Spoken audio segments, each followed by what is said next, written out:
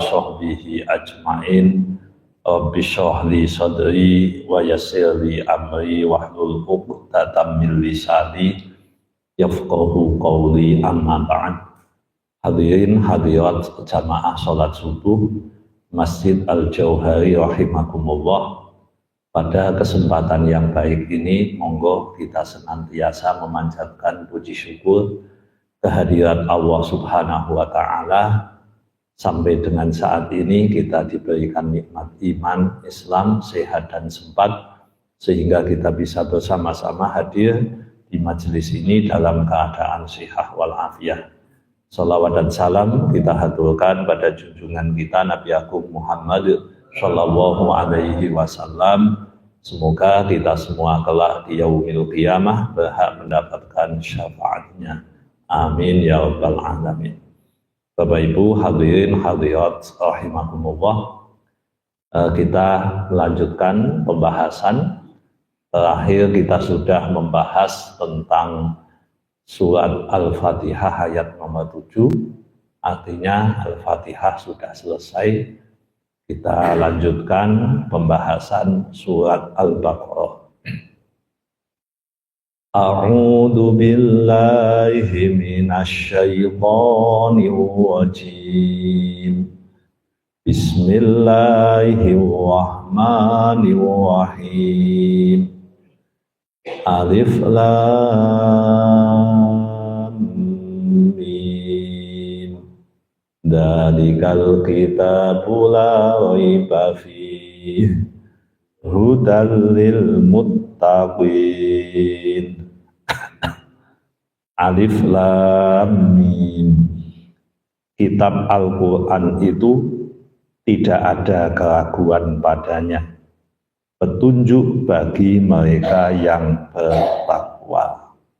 Surat Al-Baqarah ayat 1 dan 2. Bapak Ibu hadirin hadirat rahimakumullah, surat Al-Baqarah adalah surat yang diyakini Madaniyah. Madaniyah itu turunnya sesudah Nabi hijrah. Atau sebagian mengatakan berarti turunnya di Madinah. Atau di sekitar Madinah. Tapi kayaknya para ulama lebih condong kepada memaknai Madaniyah adalah sesudah Nabi hijrah. Berarti dibagi jadi dua. Ketika Nabi periode di Mekah, beliau setiap mendapat wahyu disebutnya surat Makkiyah. Kalau beliau sudah pindah ke Madinah, meskipun turunnya di Mekah, maka disebut Madaniyah. Nah, surat Al-Baqarah itu Madaniyah. Apa ciri-cirinya, Bapak Ibu? Banyak, tapi paling tidak ada hal-hal penting yang sering disampaikan. Kalau Makkiyah itu lebih cenderung kepada penguatan tauhid. Kalau Madaniyah lebih cenderung ke hukum. Makanya surat Al-Baqarah itu katanya sebagian ulama mengandung 1000 hukum. Artinya ya memang surat Al-Baqarah ini sesuatu yang patut untuk dipahami. Umar bin Khattab, beliau adalah orang yang cerdas, bahkan orang yang berkali-kali mendahului Nabi. Maksudnya koyo-koyo Umar bin Khattab itu tahu masa depan. Tahu masa depan. Suatu saat Rasulullah itu pergi ke tempatnya Abdullah bin Ubay. Abdullah bin Ubay itu orang kafir, munafik ya, kimbongi munafik, tokohi munafik. Dan apa? Beliau diminta untuk nyolati jenazah Abdullah bin Ubay. Padahal Abdullah bin Ubay itu kimbong munafik. Orang yang paling munafik sedunia ya dia. Pokoknya welek banget.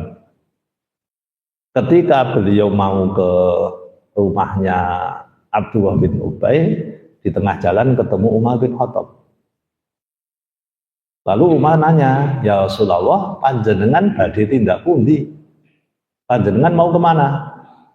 Saya mau ke Abdullah bin Ubay. Lah ngapain? Ya nyolati toh. Bukankah dia orang yang mengucapkan ini dan itu? Nah, Abdullah bin Ubay kan kelakuannya nemen. Abdullah bin Ubay ini kelakuannya nemen. Saking munafike, anake dhewe jenenge Abdullah. Sowan ning ini Kanjeng Nabi. Nah, ini cerita ini ada di tafsir Qurtubi ya. Mungkin ini sedikit kontroversi. Datang kepada Rasulullah. Rasulullah waktu itu pas minum. Lalu Abdullah bin Ubay matur kali Rasulullah, ya Rasulullah, tolong panjenengan sisakan air minum panjenengan. Ini mungkin agak kontroversi dikit ya. Sisakan air minum panjenengan. Lumeh apa? Saya mau minta, saya minumkan pada bapak saya supaya hatinya jadi bersih. Nah, kalpe anake bapak ini ben rada apik. Begitu sudah dikasih sama Rasulullah, dibawalah minuman itu ke Abdullah bin Ubay, bapak mau. Dikasih minum, Pak, dumbe Pak. Iki saka ndi iki banyu sithik men. Tulahane Nabi Muhammad. Sisa minuman Nabi Muhammad. Diminum Pak. Semoga Allah membersihkan hati Bapak. Apa komentar Abdullah bin Ubay wong munafik iki sing meh disolati niki? Air kencing ibumu jauh lebih baik daripada sisanya Muhammad. Jengkelke pola iki omongane. Jengkelke pola iki. Jengkelke. Anake ngamuk. Abdullah ngamuk. Dia datang lagi ke Rasulullah, ya Rasulullah, boleh tidak saya membunuh bapak saya? Lah ngopo? Lah ngomong kaya ngono. Enggak usah. Kamu harus berbuat baik pada bapakmu. Nah, itu penjelasan di surat Al-Mujadalah ayat 22. Ini penjelasannya panjang tapi saya kutip dikit. Nah, gambaran Abdullah bin Ubay ini kaya ngono kuwi kelakuane. Nah, Rasulullah itu mau nyolati, ketemu Umar. Lalu Umar mengatakan, "Kenapa panjenengan nyolati?" Jawab, "Bukankah Allah telah melarang panjenengan untuk mendoakan orang munafik?" Lalu Rasulullah mengatakan, kan Allah belum larang, Allah hanya mengatakan, mintakanlah ampun untuk mereka atau tidak usah minta ampun. Kalau engkau meminta ampun 70 kali, maka Allah tidak akan mengampuni. Jadi Rasulullah memintakan ampun untuk Abdullah bin Ubay 70 kali saja, enggak akan dikabulkan. Tapi Rasulullah jawabnya, ya saya tambahi toh, mbok menawa nanti Allah ngampuni. Ya Umar bin Khattab agak kecewa ini ceritanya sama Nabi, tapi wong Nabi nggih mboten wani bantah malih.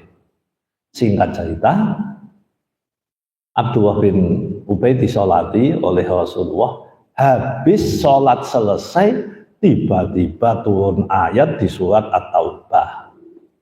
Wala tusalli ala ahadim minhum mata abadan wala taqum ala qabrih. Al-ayah. Janganlah kamu menyolati mereka, orang-orang munafik, selamanya. Lho kaya-kaya Umar bin Khattab niku kan ngerti sadurunge marah. Ya.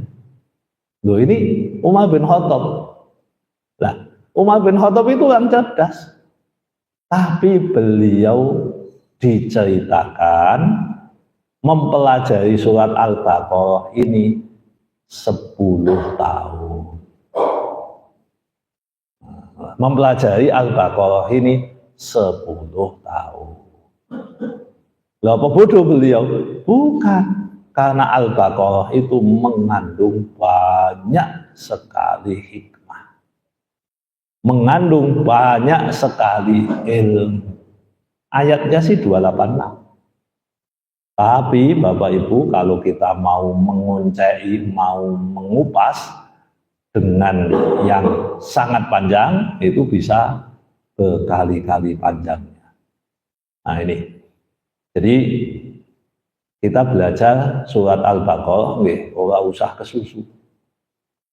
Engko rampungnya kapan Pak? Ya engko. Nah, apa meneh ngaji selapan pisan, ya rampungnya ya sakabeh. 286 kali 8 kan ya dihitung dhewe. Berarti kan ya sekitar 27 tahun ya sekitar itu. Lah Umar bin Khattab itu belajarnya tiap hari Bapak Ibu. Ya kalau tidak tiap hari ya seminggu 2-3 kali gitu. Itu surat Al-Baqarah.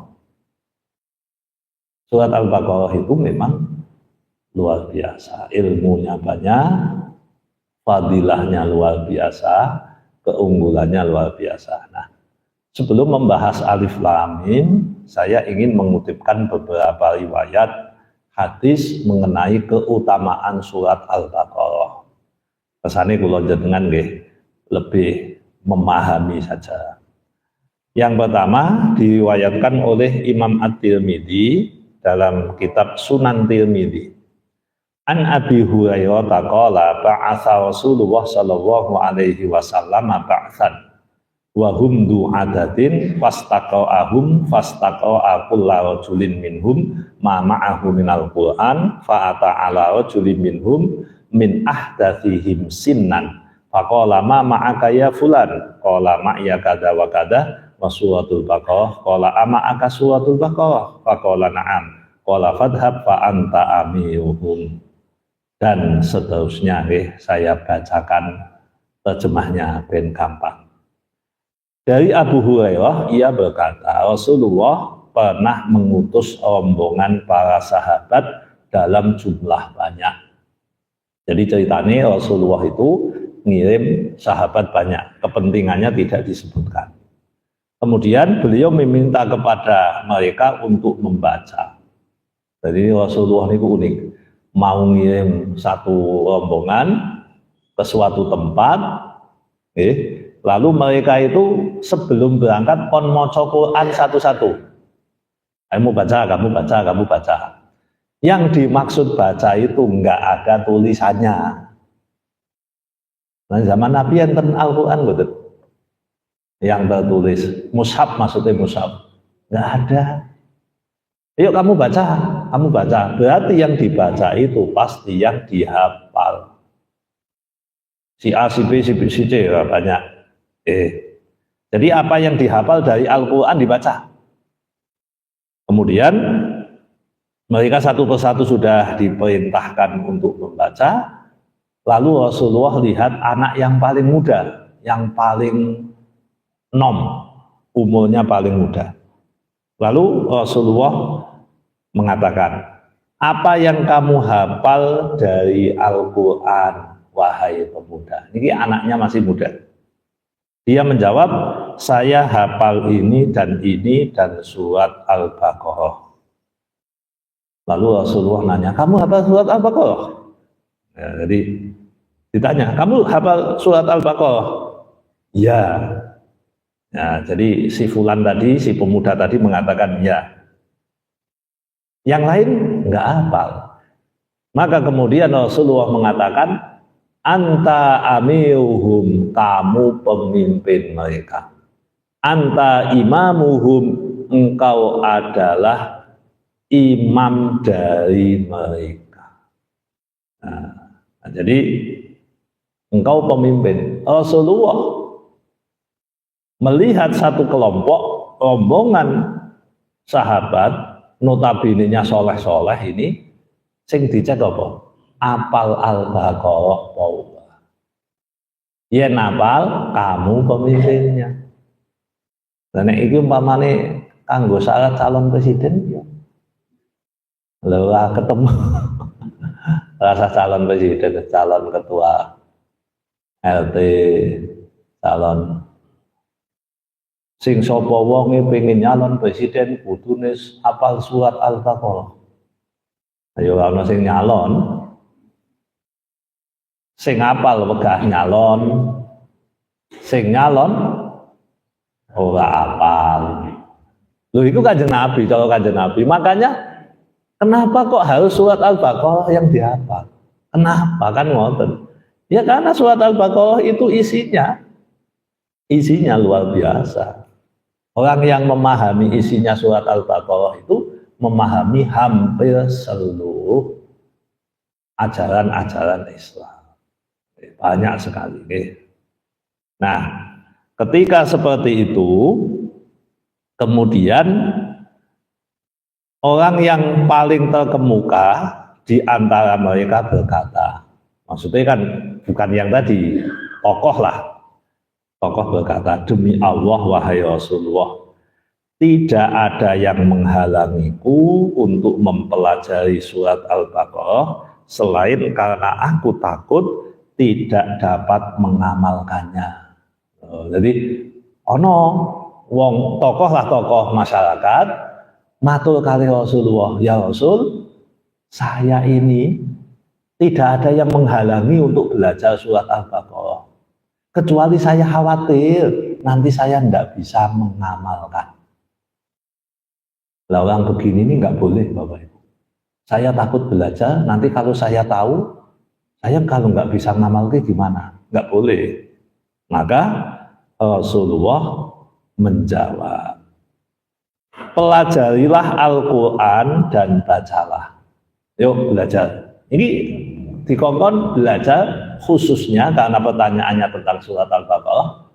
Pelajarilah Al-Quran dan bacalah.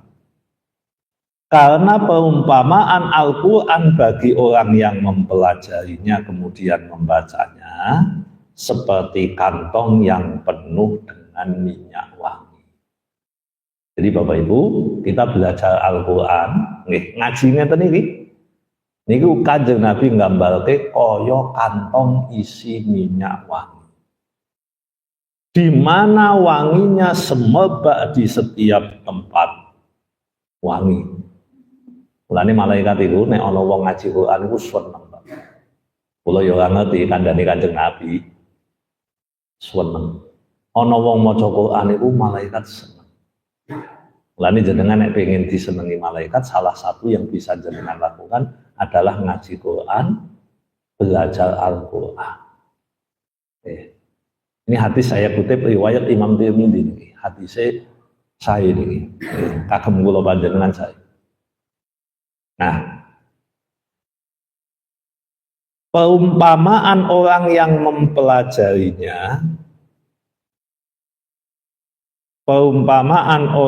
mempelajarinya kemudian tidur, maksudnya tidak mengamalkan. Jadi Kanjeng Nabi ini wis nyontoh nih, sampean jenengan kok belajar Quran, isinya dipelajari, tapi nggak bisa ngamalke.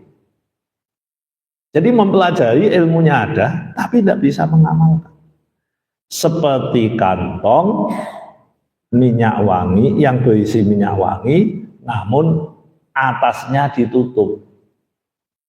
Jadi baunya wangi, tapi tidak semerbak kemana-mana. Ini perumpamaannya. Sementara bagi yang mempelajarinya, kemudian membacanya dan mengamalkan, wanginya semerbak ke setiap tempat karena terbuka.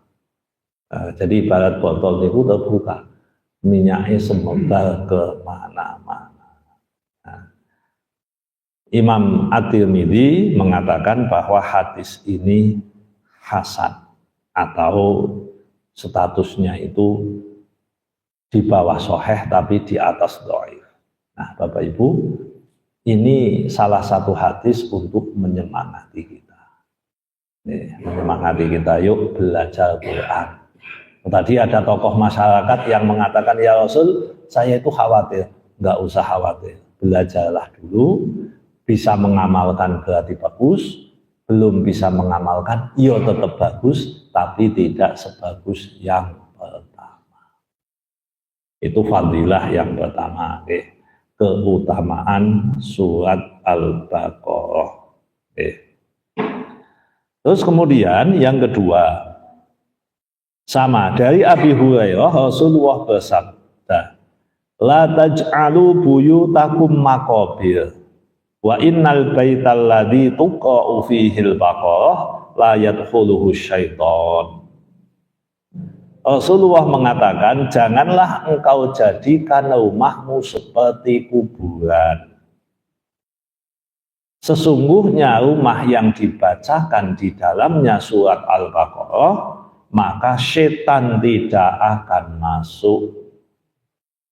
Sebagian riwayat mengatakan setan akan pergi.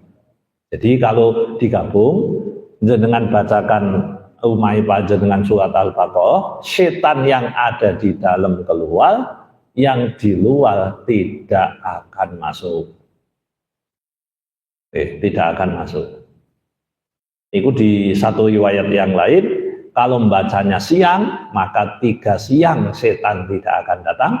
Kalau malam, 3 malam setan tidak akan datang. Jadi nek dalem jenengan kok kembungsung akeh setane, mbok setane awake dhewe apa liyane, wis pokoke ana setane lah. Omah kok kembungsung, tidak membawa kebahagiaan. Setiap yang masuk rumah kok jadinya bertengkar, macam-macam kan. Mboten usah golek dukun. Nggak usah cari dukun, kok omahe kula ana sengkolane apa Pak, mang diruwat Pak. Mbok menawa kan. Karena kayaknya di sini kan masih ada ruwatan masal ya Pak. Masih ada enggak? Enggak ada. Dan itu sedekah dusun kuwi. Sedekah dusun apa? Ada sedekah dusun? Enggak ada. Karena cono sedekah desa niku lho apa jenenge? Apa isinya namanya Pak? Mati dusun ya. Nanggap wayang nih kata? Masih ada. Lah niku kan ruwatan masal to kuwi. Wong kondone sebagian wong nek ora ditanggapno wayang kampunge ndak aman. Sama nek lebon setan. Lah ya mbok diwacake surat Al-Baqarah kan malah setane mlayu. Nggih. Malah nanggap jalan neblek barangnya malah ngundang setan malah. Nggih. Karena di beberapa tempat masih, kayaknya di wilayah Banyumanik juga masih. Nggih. Kayaknya masih sebagian nggih. Lah itu kan mohon maaf itu kan bahasanya kan kanggo keselamatan sak desa. Mbok menawa ana setan-setan do minggat, setan-setan do lunga. Lho Kanjeng Nabi ngasih alternatif. Nek omah kok ana setane, bacakan saja Al-Baqarah. Udah, ndak usah ngundang dukun-dukun macam-macam. Daripada dapusi dukun, pun sebagian orang berpotensi musyrik, kan mending baca surat Al-Baqarah. Hadisnya cetok, dawuh Kanjeng Nabi, dapat pahala, bisa baca di rumah. Ya begitu. Ya memang Rasulullah sampaikan begitu. Ada orang kena jin, setan, dibacakan ayat kursi, dibacakan suratul Baqarah, dan seterusnya. Jadi jangan lupa ndalemi jenengan iki bacaan surat Al-Baqarah. Lengkap ya 1 sampai 286. Lah kapan Pak? Ya kapan-kapan. Paling enggak ya sebulan sekali mungkin. Kalau jenengan one day one juz, sehari 1 juz kan ya bisa bacanya di rumah. Jadi jangan jadikan rumah jenengan seperti kuburan. Maksudnya singu medeni akeh setane. Bacakan surat Al-Baqarah. Ya setan-setan pada pergi. Lah sing penting ngeten, ampun ngantos terbukti saya baca surat Al-Baqarah Pak, suami saya pergi 3 hari. Loh, Dawuh Kanjeng Nabi endi ana omah diwacake surat Al-Baqarah setane lunga 3 dina. Lah kok bojone lunga, takoni lho Mas, kok lunga ngapa Mas? Panas ning omah, mbah aku hawane meh lunga. Lah 3 dina kok rasane kepenak. Loh, saya baca hadis Kanjeng Nabi kok nek bacake surat Al-Baqarah setane minggat 3 dina. Lah setane ini dia, Pak. Loh, berarti aku iku setane. Ya mungkin. Ya wallahu a'lam. Tapi itulah dawuh Kanjeng Nabi. Mang praktiki teng panjenengan. Nek kepeksa ora iso ya diwacake muwatal. Nggih. Tapi kaset. Nek jenenge kaset setane ra patek lunga, ngerti sing maca kaset tok sing duwe ra maca. Nggih. Nah, jadi ini yang dimaksud disuruh membaca surat Al-Baqarah. Jadi iman-iman nek omahe kula panjenengan kok tidak dibacakan surat Al-Baqarah. Nggih. Terus kemudian Rasulullah juga menyampaikan bahwa barang siapa yang membacakan surat Al-Baqarah 2 ayat terakhir di malam hari maka sudah mencukupinya. Ini beberapa fadilah keutamaan suratul Baqarah. Lanjut, niki tidak perlu saya panjang lebarkan karena ini hanya bicara tentang keutamaannya, belum masuk ke ayatnya. Nah, sekarang kita baca ayatnya. Bismillahirrahmanirrahim. Alif Lam Mim. Jadi Alif Lam Mim. Ini namanya huruf muqatta'ah. Huruf muqatta'ah niku huruf terputus-putus di dalam Al-Qur'an. Ini kan banyak nggih. Alif Lam Mim. Alif Lam Mim Shad Yasin Ha Mim. Huruf hijaiyah kan ada 28. Huruf hijaiyah ada 28. Yang dijadikan awal surat niku separuh. Nah, jenengan entita ini Alif Lam Mim, Yasin, Hamim, Toha, Nun. Apa sing potong-potong niku tuh? Sing modele potong-potong niku jumlahnya ada 14. Para ulama meringkas ya, dengan kalimat nasso hakim qati'un lahusil nun shod ha kaf ya mim qaf alif to ain lam ha sin ha. Mboten usah dihafal ya. Angel. Soalnya alif lam ini ada 14 huruf muqatta'ah atau huruf-huruf yang terputus yang ada di dalam Al-Quran. Nah, contohnya alif lam mim. Nah, alif lam mim niku artinya apa? Alif lam mim niku artinya wallahu a'lam.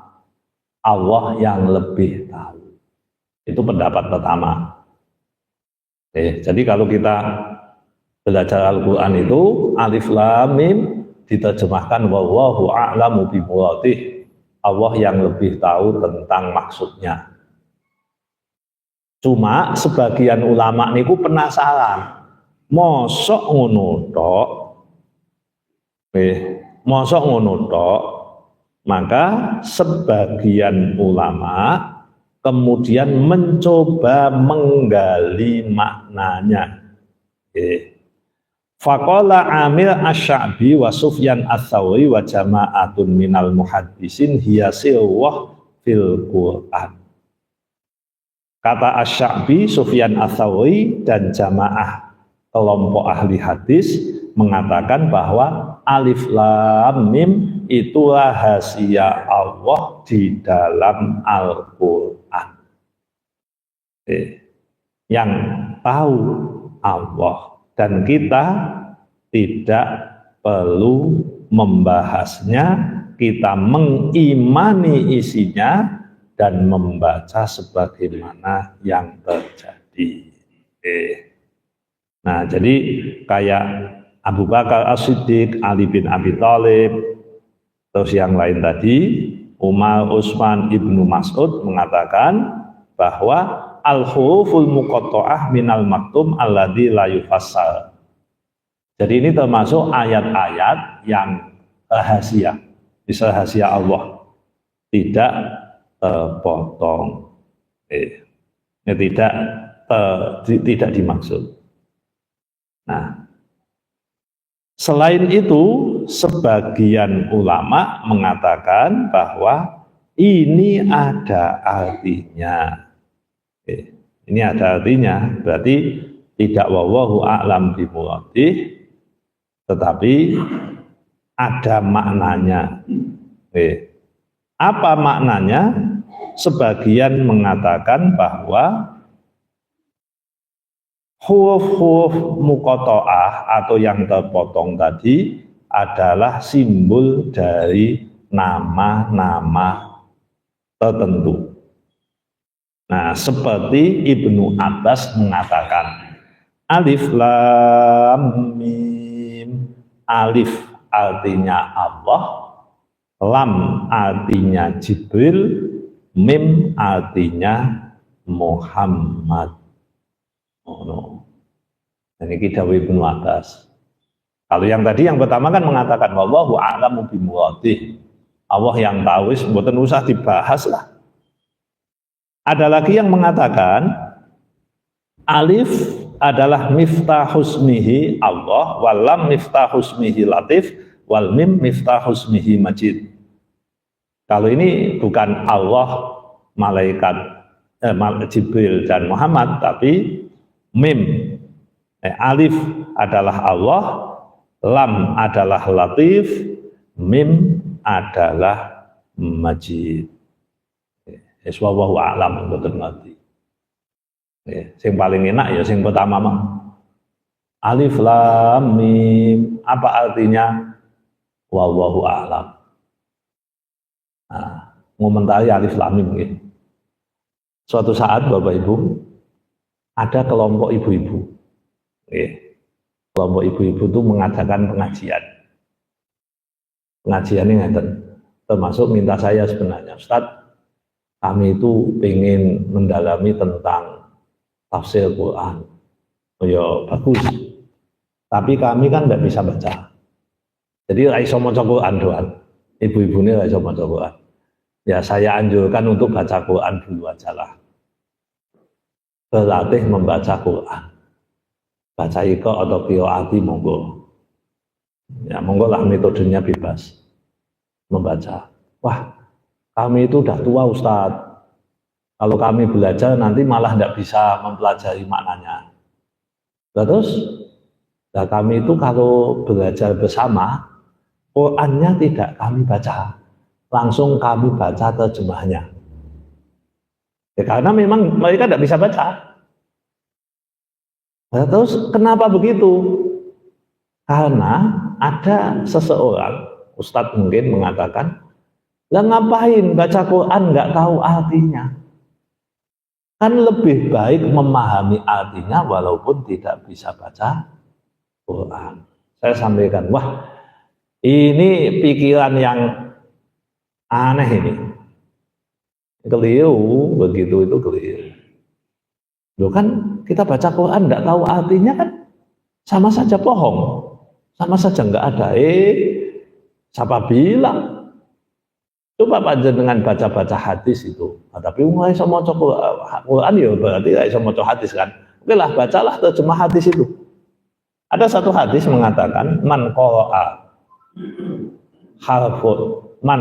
harfan min kitabillah falahu bihi hasanah. Siapa yang membaca satu huruf dari kitab Allah Al-Quran, maka dia akan mendapat satu kebaikan. Wal hasanatu bi asyri amsalihha, dan satu kebaikan dilipatkan 10 kali. 10 yang semisalnya. La aqulu alif lam mim. Saya tidak mengatakan alif lam mim itu satu huruf, walakin alifun harfun wa lamun harfun wa mimun harfun. Saya tidak mengatakan alif lam mim itu satu, tapi alif satu, lam satu, mim satu. Delok Kanjeng Nabi lih nyuntuni. Kanjeng Nabi nyuntune membaca Quran itu alif lam mim. Pertanyaannya, Anda paham enggak artinya? Tidak paham. Tapi kata Nabi, yang tidak paham loh ini alif lam mim, dan kita memang tidak tahu artinya. Pun Kanjeng Nabi mengatakan alif satu huruf dikalikan 10 sama dengan 10. Lam satu huruf kali 10 sama dengan 10. Mim satu huruf kali 10 total 30. Berarti Anda tidak baca hadis kalau mengatakan maca Quran ora ngerti artine ra ono gunane. Berarti tidak baca hadis. Maka walaupun panjenengan belum tahu artinya, tetaplah baca. Sing diwaca Qur'ane mboten terjemahi. Jadi ini perlu digalakkan. Perlu digalakkan. Jadi jangan baca terjemahnya. Baca terjemahnya itu hanya untuk memahami. Itu pun terlalu sempit kalau memahami Al-Quran sekedar dari terjemahnya. Oke, terus Bapak Ibu, kula jenengan walaupun tidak tahu ini ya alif lam mim, baca aja. Meyakini isinya, tidak tahu artinya, dapat pahalanya. Dapat sil rahasia dari Allah. Oke, Bapak Ibu, ini sudah bunyi nggih bele muntit ngoten. Berarti sudah masuk waktu tuluk nggih. Waktu tuluk masih ada waktu sampai syuhur kira-kira 16 menit. Monggo bagi yang mau menyampaikan pertanyaan dipersilahkan sambil nunggu waktu syuhur. Saya kira itu Bapak Ibu yang bisa saya sampaikan. Semoga manfaat. Kurang lebihnya mohon maaf. Monggo yang mau ditanyakan silahkan. Terima kasih.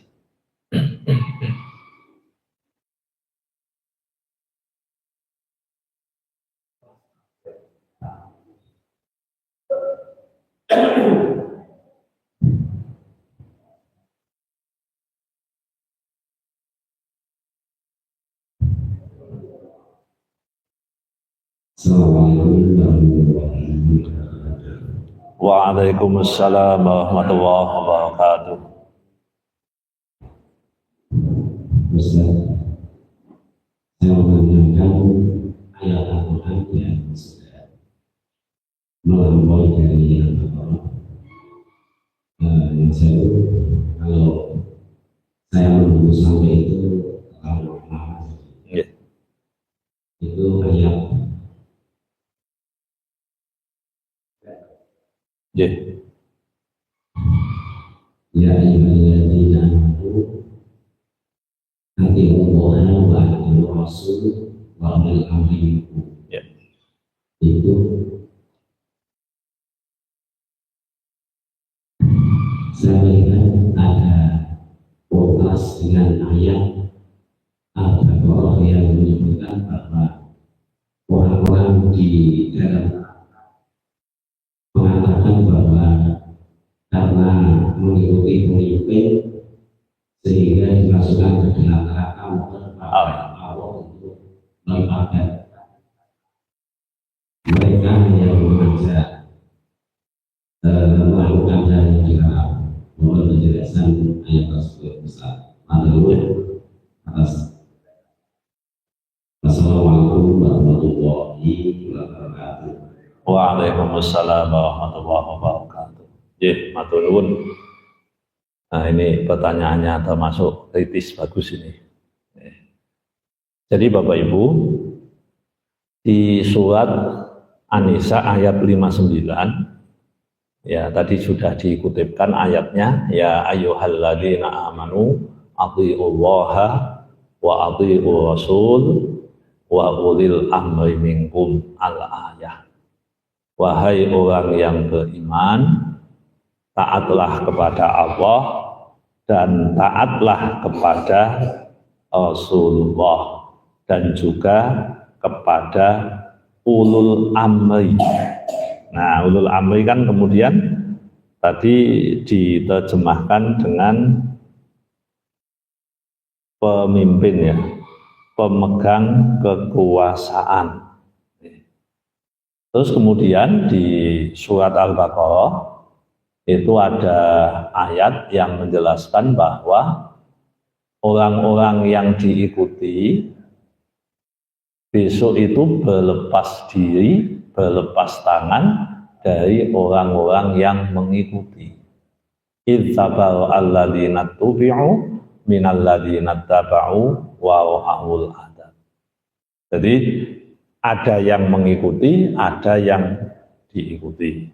Nah, kok kayak kontradiksi? Tidak kontradiksi Bapak Ibu. Jadi yang di surat An-Nisa, perintah untuk mengikuti ulul amri itu kan sesudah atiullah wa atiur rasul. Taatlah kepada Allah dan taatlah kepada Rasulullah. Wa ulil amri, siapa ulil amri? Pemegang kekuasaan. Perlu kita pahami dulu Bapak Ibu. Jenengan melihat kepemimpinan jangan hanya dari perspektif hari ini. Ulama-ulama besar itu mempelajari kitab-kitab itu biasanya per 100 tahun ada kitabnya. Atau paling enggak ya 300 tahun. Kenapa? Untuk melihat view politik pada saat itu seperti apa. Kondisi masyarakat seperti apa. Sehingga memahami sesuatu itu bisa masuk. Tentu kita memahami hari ini dengan memahami masa lalu kan enggak sama kondisinya. Loh apa maksudnya Pak? Ulul amri ke piye? Sederhananya ngeten. Ayat ini turun ketika Rasulullah itu sudah mengutus orang-orang kepercayaannya untuk menjadi da'i. Kayak Hudzaifah, gak lupa saya namanya. Sinten Yaman itu sinten. Ya, adalah saya lupa namanya. Jadi beliau itu diutus ke Yaman, terus kemudian sebagian diutus ke tempat lain.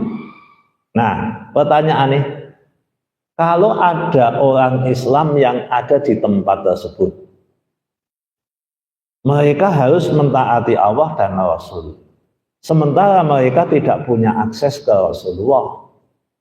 Maka apa yang mereka lakukan? Taatilah ulul amri. Siapa ulul amri? Penguasa yang ditunjuk oleh Rasulullah yang punya kemampuan di dalam urusan agama. Maka tadi kan saya ceritakan itu, orang yang mau jadi pemimpin bahkan hanya sekelas perjalanan, Rasulullah melihat siapa yang hafal, paham surat Al-Baqarah. Itu ulul amri. Awal-awal karena dulu itu yang namanya kekuasaan eksekutif dan yudikatif itu jadi satu. Jadi kalau ada seorang ulul amri, seorang pemegang kuasa, itu otomatis dia adalah hakim. Lah hakim itu kekuasaan yudikatif, kekuasaan kehakiman muncul karena mereka memahami syariat Islam dengan benar. Makanya Umar bin Khattab itu ya raja, Amirul Mukminin, ya hakim. Yang mutusi perkara ya beliau. Ternyata Bapak Ibu, pada zaman imam yang 4 ya, madhab 4, ini berarti kan sudah berlalu 100 tahun ini. Ternyata pemimpin umat Islam niku keturunan Bani Umayyah. Jadi anak putune Abu Sufyan, Muawiyah bin Abi Sufyan. Sehingga jadinya sistemnya kan jadi kerajaan turun-turun, otomatis anaknya raja ki apa ngalim mboten. Jadi mereka jadi raja tapi nggak bisa menjadi hakim, tidak bisa sebut memahami agama. Maka Imam Syafi'i dan yang lain-lain menerjemahkan ulul amri itu siapa? Ulama. Loh. Jadi di sini ulul amri adalah ulama. Versinya Imam Syafi'i. Maka Imam Syafi'i mengatakan ayat ini, ayat 59 adalah dalil Al-Quran, hadis. Ati Allah Quran, ati Rasul hadis, ulul amri maknanya ikuti ulama. Kalau kesepakatan namanya ijma' ulama. Kan ada belakangnya fa in tanaza'tum fi syai'in farudduhu ila Allah. Kalau kalian bertengkar terhadap sesuatu, maka kembalilah kepada Allah, itu qiyas. Makanya kalau kita mempelajari usul fikihnya Imam Syafi'i, ayat ini justru ulul amri itu bukan raja.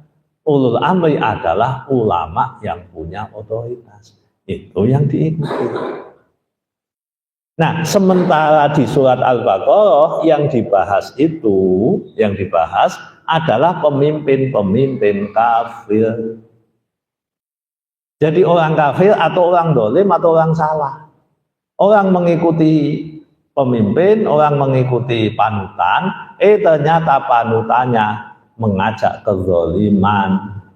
Maka ketika mengajak kezaliman, orang-orang itu besok di akhirat dia nyalahno pemimpinnya, nyalahno sing dinut. Maka dia mengatakan, ya Allah, perbanyaklah, lipat gandalah dosa-dosa mereka, karena mereka telah menyesatkan kami. Tapi di ayat lain Allah menjawab, sudah mereka mendapatkan dosa yang lebih, azab yang lebih. Nah, jadi Bapak Ibu, saya pernah mengutip itu yang surat Al-Baqarah itu, irtabaru alladzina tubi'u. Saya pernah menyampaikan kayaknya di sini juga pernah menyampaikan. Bapak Ibu, jenengan nek melu sapa wae. Ya termasuk pokoknya sapa wae. Entah itu tokoh masyarakat, entah itu tokoh politik, termasuk tokoh agama. Kalau dirasa yang disampaikan itu membawa kesesatan, menjauhkan kita dari kebenaran, ya siapapun, termasuk tokoh agama, maka tidak perlu diikuti. Ini pernah saya sampaikan. Loh, kenapa begitu Bapak?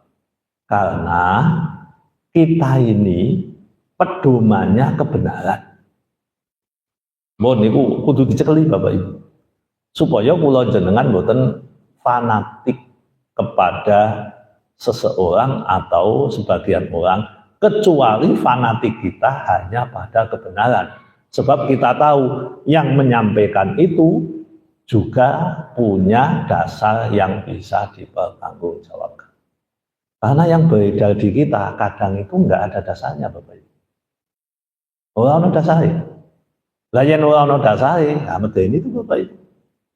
Kalau kita digiring ke tempat yang salah, lalu kita mau nuntut, itu pemimpin-pemimpin kami, tokoh-tokoh kami, dialah yang dosa, tidak bisa. Semua keputusan di tangan kita. Maka Bapak Ibu, kalau dalam konteks agama khususnya, ikutilah para ulama. Ulama beneran. Sebab nek zaman sakniki niku goleki ulama angel, Pak. Nek wong terkenal akeh. Tapi nek ulama tidak mudah. Ulama itu kan orang yang alim, orang yang memahami agama dengan baik, dengan benar. Nah, itu namanya ulama. Terus ini gampang kok. Wong setiap kecamatan ono ulama ono ono majelis ulama Indonesia. Tadi kan ono ulama ya itu. Ya apa beliau itu selalu ulama ya wallahu a'lam. Ya dicek mawon tuh. Keilmuannya seperti apa, layak tidak disebut sebagai ulama. Nah, ulama itulah yang diikuti. Ulul amri itu begitu. Nek cara madhab Syafi'i. Cara madhab Syafi'i. Jadi tidak kontradiktif antara ayat yang pertama tadi dengan ayat yang disebutkan. Matur nuwun. Ada yang lain? Apa cukup ini? Cukup? Ya. Bapak Ibu, monggo kita akhiri dengan doa. Bismillahirrahmanirrahim. Allahumma salli wa sallim wa barik ala sayyidina Muhammad wa ala ali sayyidina Muhammad. Alhamdulillahi rabbil alamin. Allahumma ghfir lana dhunubana wa liwalidina warhamhum kama rabbawna shighara. Allahumma inna nas'alukal huda wat tuqa wal afafa wal ghina. Rabbana atina min ladunka rahmah wa hayyi' lana min amrina rasyada. Rabbana atina fid dunya hasanah wa fil akhirati hasanah wa qina adzabannar. Wa sallallahu ala sayyidina Muhammad walhamdulillahi rabbil alamin. Terima kasih, kurang lebihnya mohon maaf. Ini pas Bapak Ibu tadi terbitnya 541, ini 557, berarti pas 16 menit itu ideal ya. Kalau sebelum 16 menit itu ya kurang ideal. Terima kasih. Assalamualaikum warahmatullahi wabarakatuh.